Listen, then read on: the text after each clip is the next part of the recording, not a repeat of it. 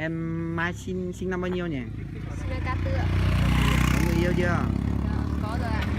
Wow, quá vất rồi. Có thể làm quen này nhá. Em có nick Em face ấy không? người yêu ở gần đây mà. Có ạ. Nick face của em tên gì đấy? Nói đi, không sao đâu mà. Nick face mà. Nói đi nào để tối về anh tìm em có thấy không? Là chứ em hỏi nhưng mà em chẳng nhớ, em không tìm được. Chị cũng không tìm được mà. Nói đi. Chị không nhớ. Để đi em cho xem. Ui rồi ngại gì cho anh biết đi. Nào. Thế bây giờ cho xem luôn ý. Cho xem nick đi. Giao lưu kết bạn bốn phương mà. Cô Suki là cái gì ấy nhưng mà chị không tìm được.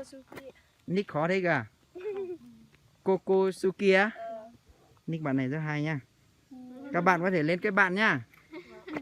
Mình sẽ không xin số đâu. Các bạn lên kết bạn xong lấy số sau nhá.